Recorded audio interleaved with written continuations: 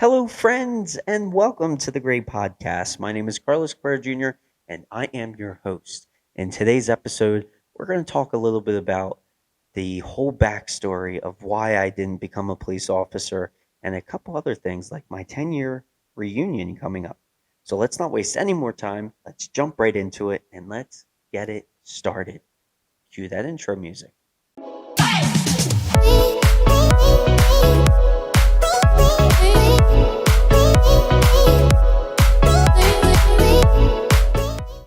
Welcome to episode 8, friends. Episode 8, we are here. I don't know why I say we are here, but we are here. Episode 8. We're winding down. We have 20 episodes for season 1. We're already on 8, so we're almost halfway there. Episode 10, we have our next guest, Jessica Cabrera. But in today's episode, we're going to touch on a couple different things, but more importantly, the main style of this whole episode is going to be geared around me. Um, no, it's going to be a backstory of your host, so that you kind of have an idea of who I am and uh, and kind of what brought me here to create the Gray and things like that. But before I get into any story whatsoever, I want to quickly just mention I am wearing a shirt. I don't know if you can see it or not on the camera, but it says GSC, and that is Gray Style Collection. It is the first sample of t-shirts that the Gray is coming out with, called Gray Style Collection, which is going to include, obviously, the Gray Podcast, because the Gray Podcast is the main piece of the Gray now. But this t-shirt is the first sample, so maybe going forward we will have some more different merchandise. This was going to be the first one, but it ended up being the size of a child mug. So this shirt is great. I like it. It feels nice. It fits great.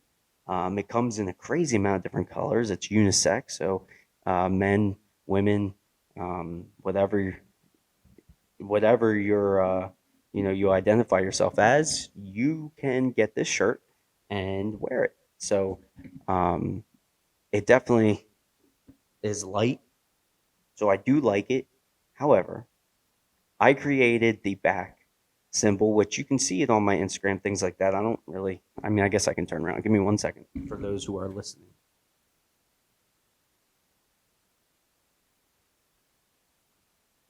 Really know. I don't really know if you could see that on the camera. It might be awkward, but basically, it is my face with the Gray Podcast underneath it, which, see, I really like that. I really like that design, and we've been working on that design um, for like a month now, and I really like it. However, Adriana, being the amazing person she is, brought it to my attention that not everyone wants to walk around with my face on it, or at least she wouldn't think everyone wanted to do that, which I hate to admit it, but I do actually agree with her. Um, so that's not going to be the main design. I might still produce this T-shirt just as a hey, if you want to wear it, you can kind of thing. But there's definitely a couple different things that we can work with. That's why we do samples. But eventually, merchandise will be available for you, the listener, for you, the viewer, and for you, the watcher. So make sure to check that out when the time comes, and I will let you know when the time is drawing near. But as for right now, get a look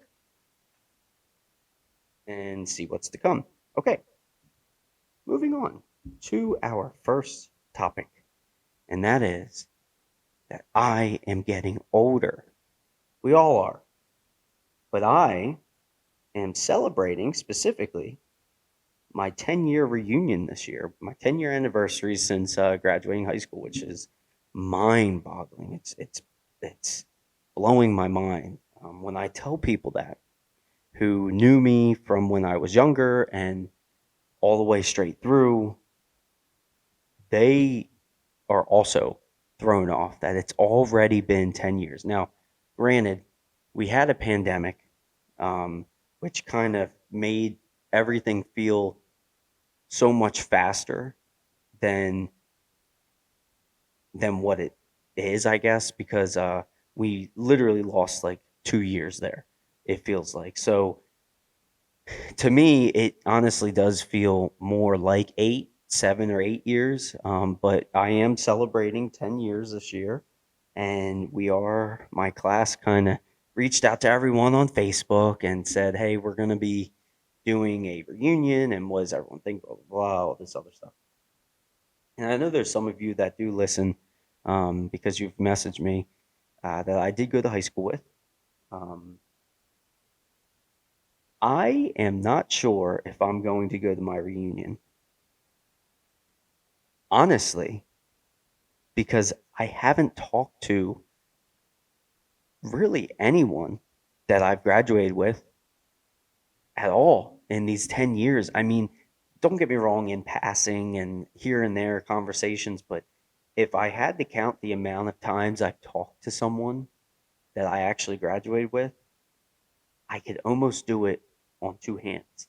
Um, in 10 years. So, one, I don't know how that, I mean, there's people I haven't talked to in such a long time. So, I don't know if I want to reopen that door, rehash things out.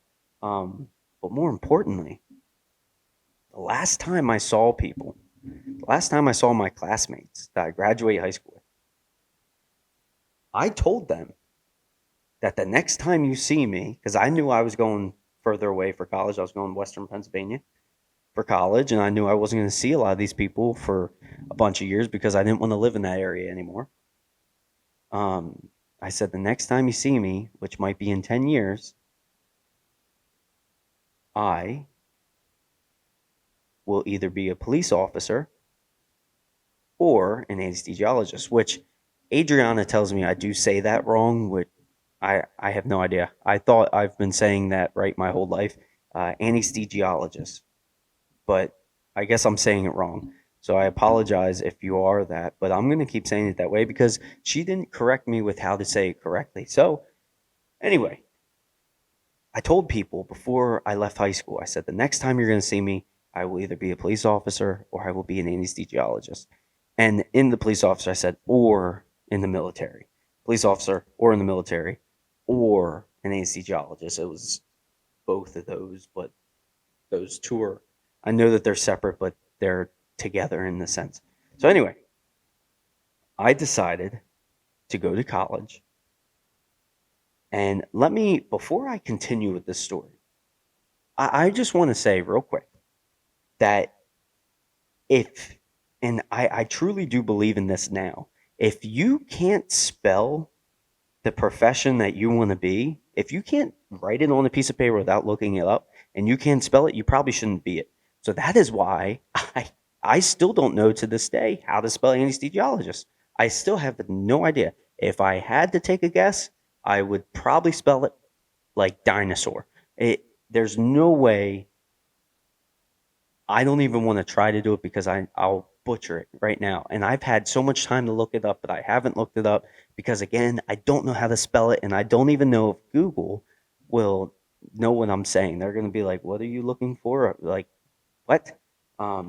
Which is like a terrible, I know I'm getting way off topic here, but it's like a terrible thing when you type something into Google and it says, we have no idea what you're even talking about. And it says, can't find any searches. Google is the biggest search engine. And if you type something in Google and Google doesn't know what you're talking about, you shouldn't be it for a profession. If you can't spell it correctly, then how are you going to become it? And you see, in my head, I thought, man, well, you know what? I'll I'll learn how to spell it. I'm going to college. Like they make a class for how to spell anesthesiologist. If my son comes up to me one day, if Grayson comes up to me and says, Dad, Daddy, Papa, whatever. Yes, son. He says, I want to be an astronaut. I'll pull out a pen and piece of paper and say, can you spell it? And if he says, no, I'll say, then no, you can't be an astronaut. No, I know that that's messed up, but but seriously, like if you can't spell it, I mean, what would I write on the like on a sheet of paper when they hand you what is your Like all those questionnaires, what's your profession? What's your job? What put people to sleep? Is that what I'm gonna write? Like that could be a thousand different things. That could be, I mean, that could be taken as the Undertaker, as God, as Uncle Rick after his fourth beer at the family reunion. Like, like, all right, Uncle Rick, hold on, don't put your hands, hold on, don't put your arms around. Okay, I know you think it's funny, but it's not funny. Okay, just hold on. Like it's not a thing, right? To where if you can't spell it, so I went to college. Back to the regular story. I went to college with this mindset of I'm either going to become a police officer or an anesthesiologist. And when I got there, I realized I had, honestly, I like, they gave me, it was before I got there. I'm getting off track. It was before I got to college. They sent me this thing, this like paper saying, what do I want my major to be? And you can go undecided, you can put undecided, things like that. And I'm looking, I'm like, where is anesthesiologist? Again, no idea how to spell it. So I could have passed it like 3 times, but also more importantly, I went to Clarion University, which is in Western Pennsylvania. And when I got to Clarion, before I got there, they sent me this paper and they said, what do you want to be? What do you want your major to be? And I'm looking, I'm like, I don't see anesthesiologist anywhere. Again, though, Clarion University was known for their business program. They're not even a medical school. Like, I don't even know if you can take medicine. I think they had an off camp. They had like another campus that you could do like you could become nursing and things like that. But like I was way over my head, so I ended up changing my major to business because um, I I couldn't find it, and I was like, you know what, I don't even know how to spell it, so maybe I shouldn't be it. So let me do business. I got through a semester of business and I realized, let me do communication because, again, how do you spell business? Is that two S's, three? No. Seriously, though, I realized that let me just do communication because that fit me better. Um, and when time went on, and I'm going to get into this story later on in today's episode, but when time went on, now we're 10 years later after we graduated, and I am not a police officer or in the military, and I am not an anesthesiologist. So that doesn't mean I failed. But I remember specifically the next time you see me, I told plenty of people this. The next time you see me, I will be a police officer or an anesthesiologist. And I think that piece of me, I remember that so well because it was like it was just yesterday. Even though it was 10 years ago, it was like it was just yesterday. And that sits with me to where, I don't know, maybe it doesn't feel like a letdown, but it feels like a I didn't do those things, so um, I don't know. I don't know if I don't know what why that matters so much, but it does sit in the back of my head a little bit where when you set to do something and you want to accomplish it, but you never do, and then your time's up, right? And that's kind of one of those things where, again, these 10 years haven't been a failure. I am happier than I've ever been where I'm at, what I do for a living, where my life is at with my family, things like that. So there's a lot more to it. It's just that one little aspect. Plus, this this right here, this kid sitting right here, this guy playing soccer with the ball behind him looking the opposite direction is who I'm talking about. That is me. That is the skinny kid playing soccer. It's this picture of me.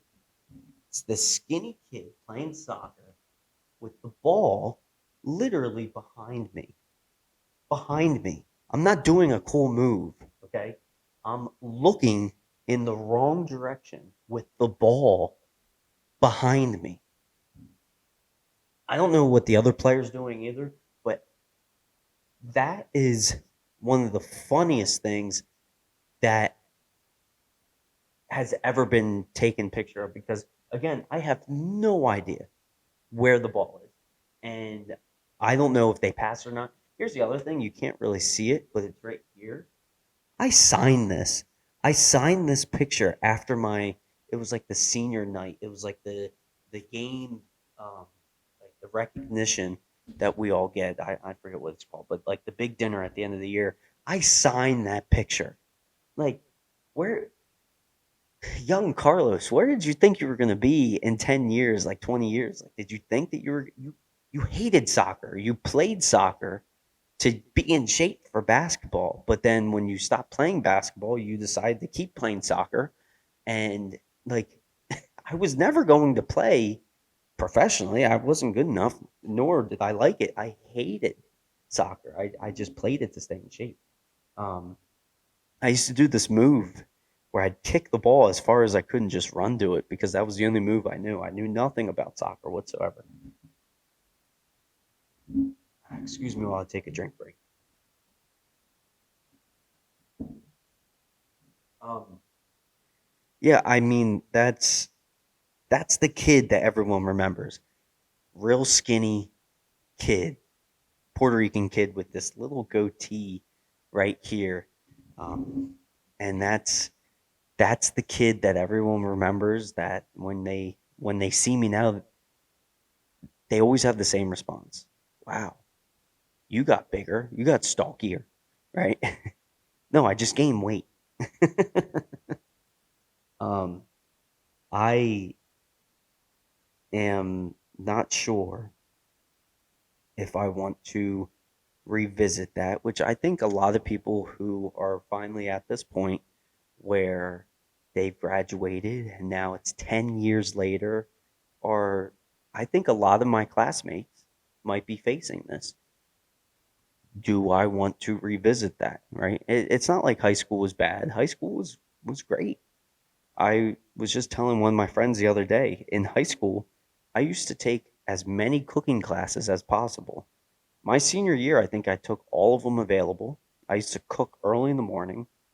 I used to do an internship as the school newspaper editor half of the day where I would walk around the school and visit friends in their classrooms and sit in cooking classes and eat more. That's all I did was eat, eat, eat. And like I know it sounds silly, but that's what high school was at the time. Um, second, that was senior year, second half of the year, where obviously there wasn't. I mean, I was graduating anyway. Um, but when I look back on high school, there was definitely moments where embarrass me still to this day.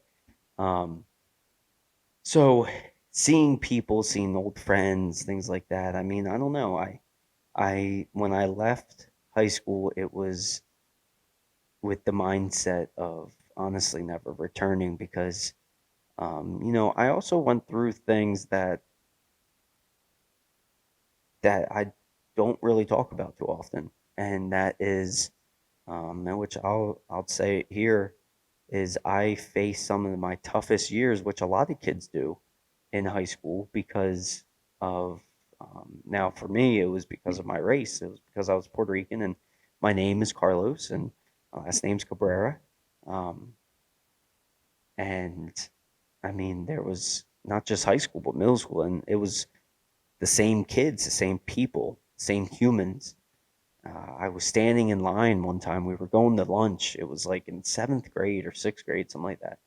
I just transferred to the school, and we were standing in line to go to lunch because we said to stand in, like, to go into the cafeteria, you had to wait in these lines because they had to wait for the doors to open.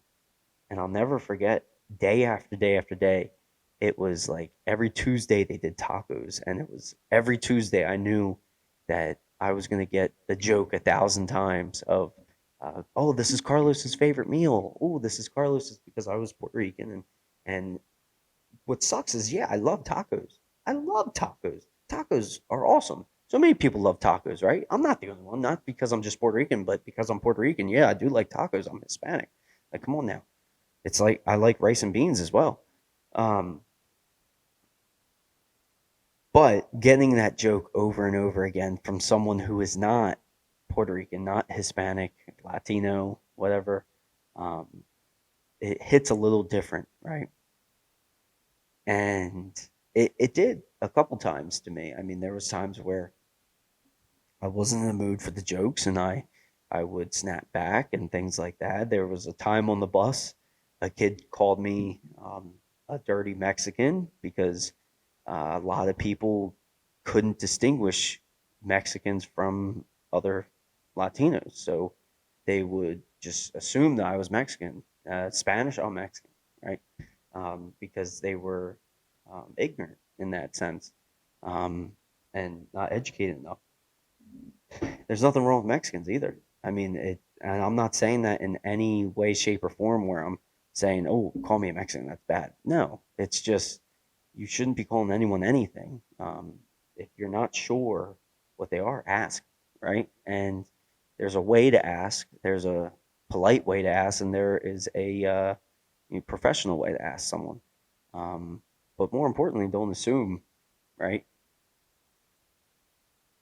Which kids do all the time, regardless. But there was friends that I lost. There was friends that I never gained because of my race, because I was Puerto Rican. There was a lot of kids that looked down on me. There was teachers that did. I'll never forget ninth grade. In ninth grade, we were doing these skits. And when I say to you that I am in high school, I was such a good kid. Like I was a goody goody, kids called me because I didn't I didn't sneak out of my parents' house. I didn't skip school. Um, I didn't show up late even. I mean, I like there was a couple times where I almost showed up late to school and I started panicking. Um, I tried to do things as straight lined as I could because I always knew deep down inside from a very young age I wanted to be a police officer. So every decision that I made throughout middle school, throughout high school, even elementary, college, further was because I wanted to be a police officer someday, because I wanted to be a cop. So, or be in the military. And because of those things, I knew that I had to walk the straight and narrow line to always do good unto others, and to follow the law. So like when I was in high school, I'd do that. So I didn't want to skip school. I didn't want anything to look down on me. I didn't try to get detention, things like that. I didn't try to act out. Um, so in ninth grade, we had to do like these acting skits in an English class. And I decided I forget what it was, but basically we had to write like these different things. And I said I wanted to act out being a Trojan. Now, another thing about me is I love history. I'm a huge history buff. I love history. And one of my favorite time periods is the time period that has anything to do with the sword. So whether it's medieval times, whether it's Roman times, Greek times, the sword, I love it, right? So in history, I love that. That time period where guns didn't exist, technology didn't exist really. Um, So I said, yeah, I want to act out a Trojan. And the teacher took it as I was talking about the condoms. And I said, what are you talking about? And she goes, you, you cannot talk about that. No, no, you cannot talk. That is not funny. And I said, I'm sorry. I have no idea what you're talking about. And some of my classmates were laughing because they thought that I was being serious, or thought that I wasn't being serious, and I knew what she was like, that is very disrespectful. That is inappropriate. I will send you to the office if you continue this. And literally, I had to like pull her aside and say, I have no idea what you're talking about, and she would not believe me whatsoever.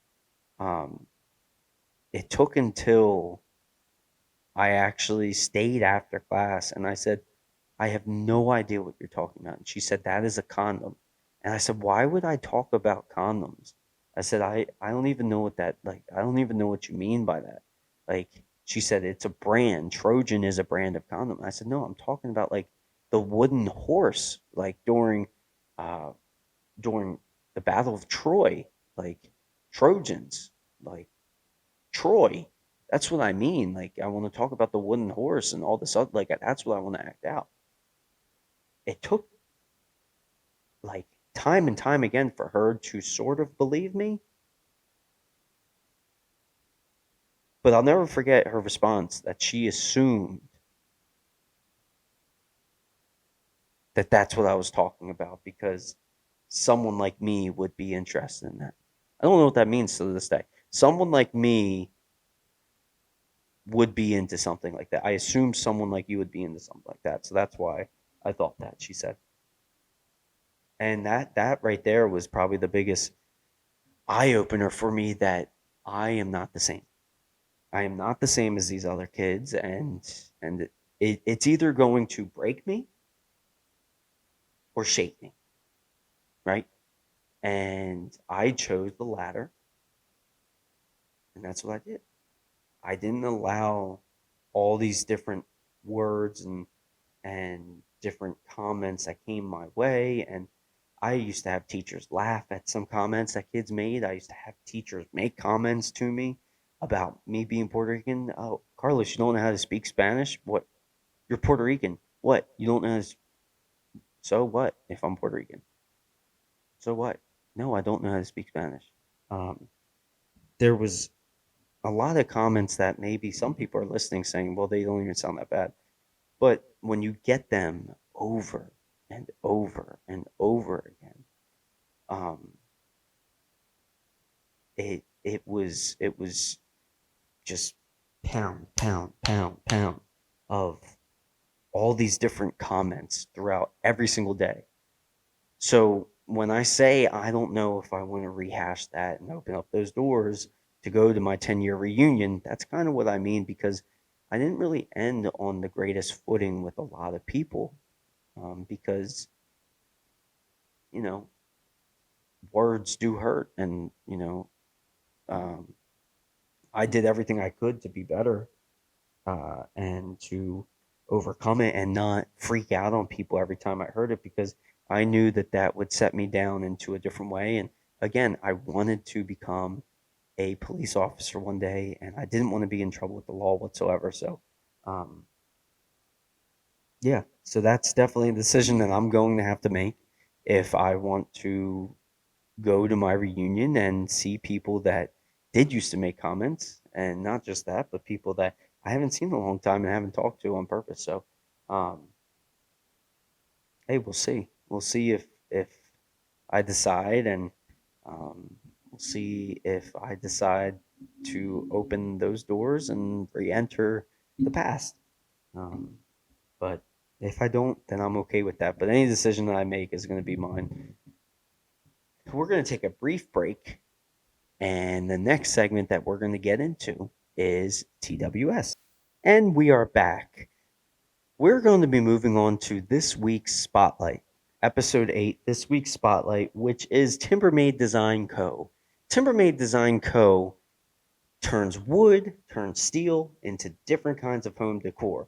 This shelf right here, that's in the studio right behind me in every single episode, um, was actually created by them, and I purchased it at Artisan Milko. Um, and they have shelves, they have like bookcases, bookshelves, things like that. Um, they have pot holders where they took like the metal and create rings to where you can put the flower pots right inside and hang them, or they have all kinds of different things. And it really is cool designs. They take the steel, they mend it, they do the wood. They have these tiny little shelves that are very similar to this, but it's just like for like one thing, and it's like these single shelves. Then they have the real long ones. They have this whole big collection at Artisan Milko, which was last episode's this week's Spotlight. So you got to check them out because if you're looking for home decor, again, Farmhouse Vibes, man. Farmhouse Vibes is huge. And kind of having that wooden shelf, the wooden look, gives you that next level farmhouse if that's what you're looking for in decor. But also, if you want it in your man cave, you can use it above pool tables, looking for shelves. You can use it as like I have my decor up here, which I have Pokemon stuff up there because I'm a big Pokemon fan, and then I also have my Phillies Brad Lidge bobblehead that we got as an anniversary of their World Series win. You got to check them out though. They are on Instagram. They are at Timbermade Co. Their website is www.timbermadeco.com, or you can visit them at Artisan Mill, which is in Lidditz, and they, like I said, they have a selection there. I did notice that they do have a hat that says Timbermade, which I want to get that hat, so I need to go to Artisan Mill to get that hat. They might have it on their website, which I can check out. Um, but go on their website, check out their Instagram, give them a like, give them a follow, and more importantly, give them a chance. Support your local businesses, people, and again, check out Timbermade Design Co. for awesome different designs to improve your home decor. And that is this week's spotlight. So, moving on to our final topic, our final story, which this one is going to be a little bit longer. And that is kind of continuing the story that I started earlier in the episode um, on becoming a police officer. I've talked about it so often how I was going to be a police officer and then I ended up backing out. Well, I decided that it might be a good opportunity to finally talk on it. Um, to kind of give some backsight because I have had people that have commented, have sent me messages asking me a little bit more about that I've talked about a couple times. So I've decided to touch on it and to give you that story because honestly, I haven't really given that story to anyone for the most part. So we're going to do it now. Let me get some water and we'll get into it. Um, the whole story about me wanting to be a police officer or in the military, it was either one or it was one or the other, started when I was a kid. From the moment I saw a police officer for the first time, you saw him on the TV shows, you could get action figures, you could get the toys, blah, blah, blah, blah, blah, the books, the movies. I wanted to be a police officer um, because they're heroes. And I wanted to be a hero. I wanted to be a hero in the eyes of my peers, of people who needed someone. I wanted to help them. I always wanted to help someone. And how do you help someone? In like in one of the best ways, and that's saving their lives. And that's what I wanted to do, and I chose to do that as a police officer. Obviously, there's ways to save people's lives in so many different ways. But I wanted to be a police officer. And like I said, I started to walk that straight, narrow line that would allow me to, um, if when I went for it one day, I could,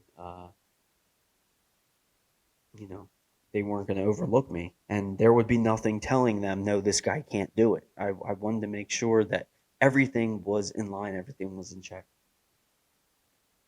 So I get to college and I decided not to take the test to become to go into the military. I decided to go to college, and the thing is, with college, you have to get a couple credits under your belt to become a police officer. So it was always a mindset. So it was. I would talk to one of my friends in high school. His name's Tori, one of my best friends still to this day. We just don't talk all the time, and he wanted to be a police officer as well, and I said, I'm going to go to college. I'm going to get a couple credits and I'm going to go into the academy and I'm going to become a police officer. I had it all planned out. I had it all ready to go. I went to college. changed my degree a couple times, became a communication major because I said, hey, if I don't become a police officer, at least I have this because I'm interested in it. At least I have something I can fall back on. Um, but I know I'm going to become a police officer, I kept saying. So I did 2 years of college, decided to transfer back home to be closer to family, ended up doing 3 years, and then took a hiatus. Uh, Originally was only supposed to be a semester, ended up turning into almost 5 years. I ended up finishing, graduating, but in that time, in that hiatus of time, I had enough credits to take the test that you need to be a local, um, like uh, a local police officer in one of the districts around the area, or I like a municipal is what I'm talking about, or I could apply to be a Pennsylvania State Trooper. The thing about Pennsylvania State Trooper is when I was in high school, I kept thinking, I would tell people all the time because I dream big, like I said last episode. I'm going to become a police officer. Oh, what kind of police officer? People would ask me. I'm a state trooper. I want to be a state trooper. You can't be a state trooper. You can't be a state trooper. You're not tall enough, they tell me. You're not tall enough. You're not big enough. You won't become a state trooper. State troopers are the top of the line, people used to say. You can't do it. So that only made me want to do it more. So I got my credits. I had enough credits to apply for it. And I said, you know what? I'm going to apply for being a state trooper. I talked to a recruiter firsthand who was shorter than me. I When I was in college, I started lifting a lot. I started pumping iron, right? So I could get in shape, so I could be ready um, for when I went into the academy and things like that. I applied for being a state trooper. And again, this is such a big dream of mine from when I was a tiny kid. Um, I It was either that or follow footsteps in the wrong direction. I saw what police officers did. They saved my own family's lives. Um, I didn't want to fall. I didn't want to follow the wrong footsteps. So I wanted to become a police officer. And I applied. And I got a message back saying that my application was accepted. And I had to do the first step, which, if I remember correctly, and I don't want to get into the details because I did sign a non disclosure throughout the whole process, but the first step, no matter what it may be, I went to it, I did it. I think it was in Harrisburg, if I remember correctly, and it was a test of some sort. I took the test, and then I got a message on where I fell on the test, on what I ranked. And I remember my ranking in the test was like crazy good. It was like I can't remember the exact amount, but it was like better than 20. Like was my rank, and I was like, "Whoa, it's awesome." Like I did so good on the test. So I got invited to do the next step. And the next step, I had to sit down and talk with it was basically an interview. And I did that, and I did even better on that. So now things are getting really serious. I just passed 2 steps, and now not every step was all right. This week, this next week, no. Like we're talking about weeks and weeks and weeks. Like I applied, I didn't hear anything for almost 6 months. So when I took the test, the first test, I waited a couple more weeks, months, or whatever, and then did the next step. I passed that, and then waited a couple more weeks and months, and then it was I forget the next part, but it was, I believe, background check, which that took months and months and months, where my whole life was being looked at by an investigator, and they talked to my family, they talked to my current job, they talked, which that made me so nervous. They talked to everyone, right? Just to figure out who I was. They brought me in a couple different times to talk to me, and it was becoming surreal because things were really starting to fall into place. I passed that. I then got invited to do the the physical test, which was the running, the push-ups, all the different things that you have to do to the physical attribute test to see your physique and things like that, to see if you're actually able to do the minimum. Because a lot of it, you know, in the Pennsylvania State Trooper Academy is very physical demanding and mentally demanding. So it wanted to train you throughout all these different things. And when I went in to do the physical thing, I found that I wasn't the best at that. So I had to work my way up to that, but I still passed easily. So that's another step. That's step 4 out of the way. Step 5 was orientation because guess what? I made it. You had to be top, if I remember correctly, 250 in the group, and I think over a thousand people applied and things like that. You had to be top 250 or top one, or it was top 150. So top 150 people you had to be, and I made that. I was top 150. I believe mine was like 107 or something like that because I didn't have any military credits or other police credits that transferred over. But I made it. I was part of that group, and again, it was I got this letter from the Pennsylvania State Police that said, "Congratulations, you're being invited to the State Trooper Academy," which was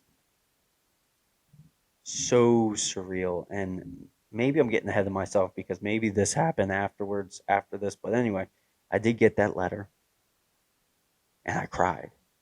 Couldn't believe it. Um, and we had to go to this orientation, they called it, which was like for me, it was 2 days. And we spent an entire day almost at the Hershey, Pennsylvania State Trooper Academy. And in this, we had to follow the rules of we got to see it firsthand of what people did. We got to sit in the classrooms. We got to do all these different things. We had to take mental exams, things like that. We had to take a couple mental exams. Um, we had to sit down with a psychologist, and he had to evaluate us, things like that. We got to talk to state troopers, the trainers, the teachers, the some students, just to get in the insights. And I was so close to that step. It was there. It was right there, and I felt it. I'm about to become a cadet, to become a state trooper. Something I dreamt of my whole life was right there.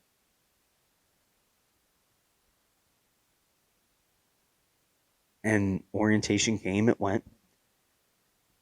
I got called back in because they just had to clarify something with me. And I sat down with the psychologist again.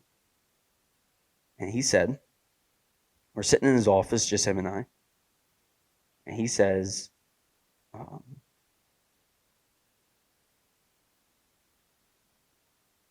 Carlos, you answered a couple things on your test that I just want to ask you about. And I said, okay. And I was a little worried, but I was like, okay, yeah.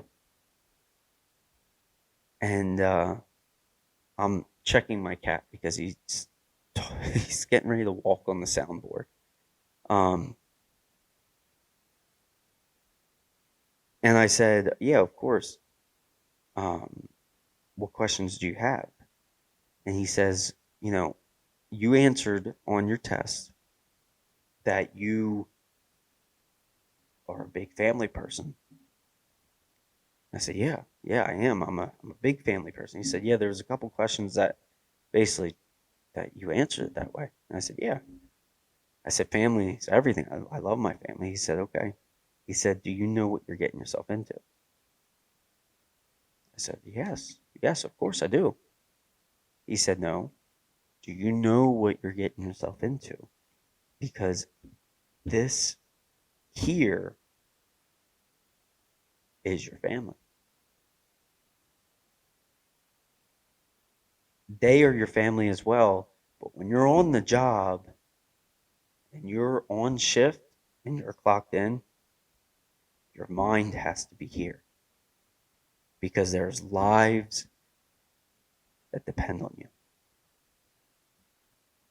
I said, okay, yeah, yeah, I'm aware of that. He said, do you know where they're at? Because you're here. Do you know where where your family is? I said, with like mentally, and he said, yeah. I said, well, they're nervous. He said, and how does that make you feel? I said, yeah, I think about it. I know my family's nervous. I know my parents are scared. I know Adriana's scared, my girlfriend. I know she's scared, but they're supportive. And he said, how would they feel if you got transferred to, or you got stationed out west? And I said, well, that's something we'd have to figure out. He said, because you're not going to see your family all the time. There's a lot of things. And he was giving me all these different examples and things like that that I don't want to touch too much on, but he was making it to where he was almost making it to where if you're such a big family person, then why are you doing this? Um, and that wasn't that wasn't enough for me to say no yet. I knew my mom specifically was extremely nervous about me becoming a state trooper, was becoming a police officer in general. She was extremely nervous. I could see it on her face every time. I could see family and friends that were in the beginning, they were like, oh, okay. And then the closer and closer, and the more steps I passed and passed and passed, not that it surprised them, but it was in a way like becoming real to them as well. Um,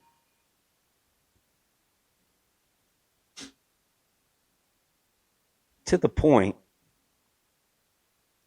it was becoming real to them as well. And it was getting to the point to where um, it wasn't too much for me. It was more, I started realizing the impact that I had on them, the impact of my decisions, and my decisions do weigh consequence.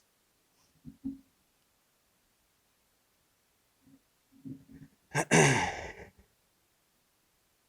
piece I didn't touch on yet was I still was going to enter. The piece I didn't touch on yet was that when I applied to become a state trooper, I didn't know Adriana yet. When my application got accepted, and before I even did my first test, the first step, Adriana and I just started dating, and we were a couple months in. I remember telling her that I got accepted to the State Police Academy, Pennsylvania State Police, or not Academy, but um, I got accepted to my application got accepted, and we FaceTimed, and for the first time, and we've only been dating for a couple months at this point, like 2, 3 months. She was sitting in her room on her bed, and she started crying, and um, she said, "No, I don't want you to think that I'm not happy for you. It's just, it's scary. But she was supportive, and I did step by step by step.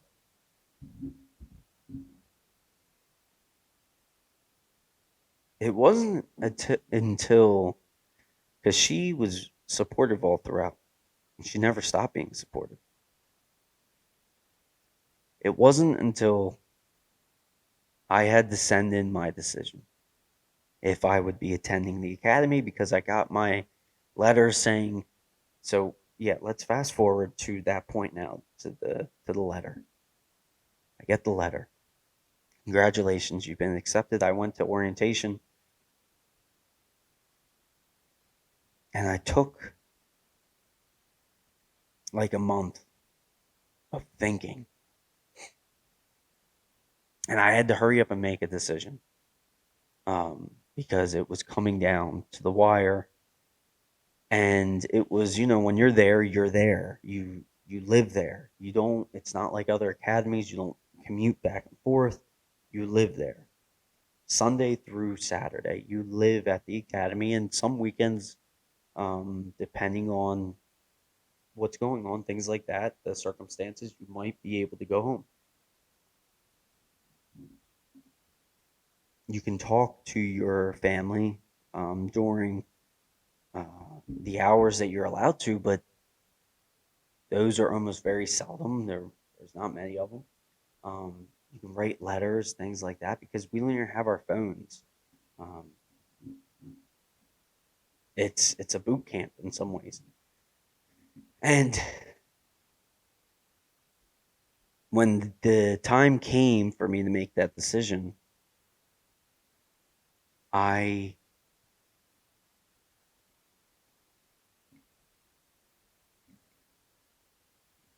I got scared. Um, yeah, I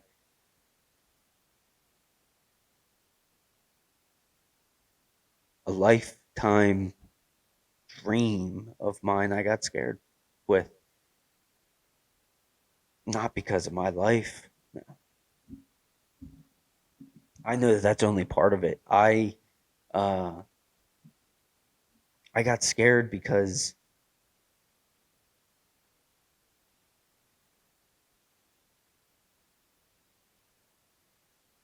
I didn't want to lose her. And she never gave me a reason that we couldn't make it. She never gave me any reason at all that we couldn't get through it, because um, she was always there. She was so supportive throughout all of it. It was that I got scared that, listen, when I'm giving it my all, I give it my all, and no matter what I do, and I know me, if I gave my all into becoming a state trooper, that means I couldn't give my all into being the man she deserves. And if I gave my all into being the man she deserves, because she deserves best, then I couldn't give 100% in being a state trooper. I mean, it just doesn't work that way. And at the end of the day, our relationship was still young. Um, Maybe we could have gotten through, but it was that maybe for me that I couldn't, things changed. It was that maybe that I couldn't accept. I couldn't go through with it based on a maybe. I couldn't go through with it based on we might we might work out. We might get through it. Maybe we will survive this. I couldn't do it. Because if I was there physically, day after day after day with her, that's not a maybe. That's me attempting. That's me being a part of her life and working with her so that we can work together in our relationship. I mean, I know people do long distances all the time, but I'll be honest, I didn't want to. I didn't want to leave her. I didn't want to. I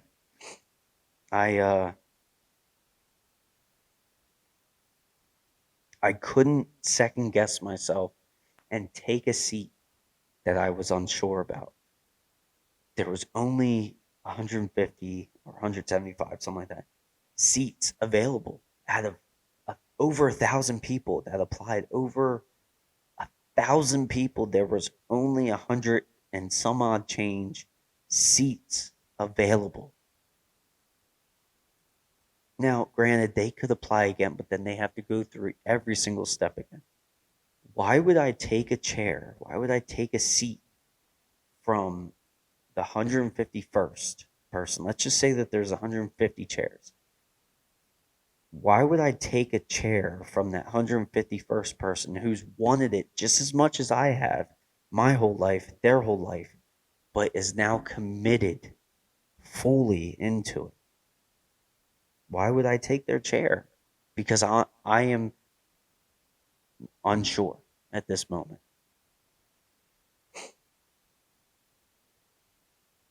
So I declined. I wrote the letter thanking them, but ultimately declining, um, for being uncertain and for not wanting to take that last seat. And it's a decision that's lived with me every single day. I still see cop cars to this day, police vehicles, cruisers, things like that. And it still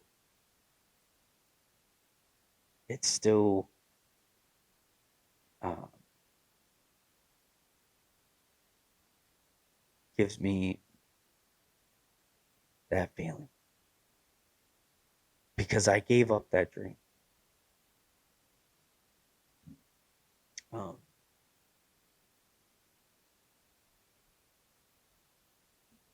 However, I gave up that dream to pursue a better one for me. I found a new dream. When I was a kid, I had two dreams. I had the dream of becoming a police officer, but the dream that I didn't tell you about was that I had a dream of marrying and living a life with the girl of my dreams, having that big happy family. And when the time came, unfortunately, I couldn't have one with the other. I could only have one or the other. And I had to choose. I couldn't choose to be a police officer and follow that dream and still be able to follow the dream of being the father that I've always wanted to be. And that was, um, in the way that I want to be it. Now, don't get me wrong. It's not me saying that police officers are not great fathers or great mothers. That's not what I'm saying here. What I'm saying is that if I was going to give my all into this dream of becoming a police officer, I knew that I couldn't give 100 here into how I wanted to be a father. It just couldn't happen because when you were in on duty, when you're in the line,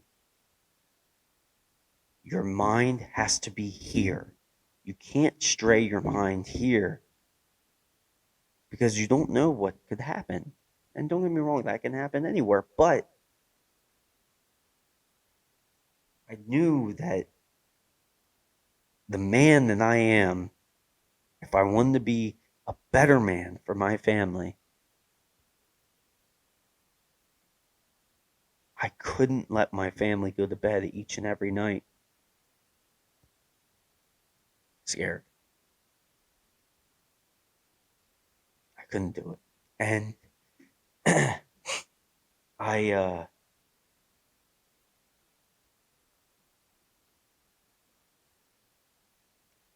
I made the ultimate decision that lives with me, but that dream that now I'm pursuing, it was worth it, right?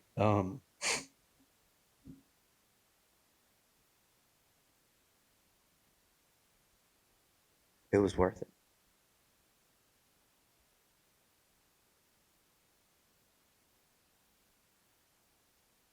So,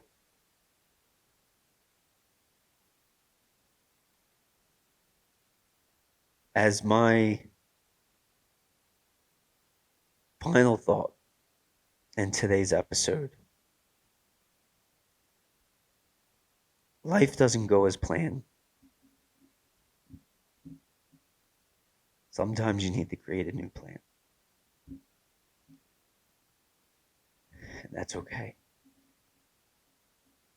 It's okay to adjust your plans in life and to the dreams that you have as a kid. It's okay to not have them when you're an adult. It's okay. Um,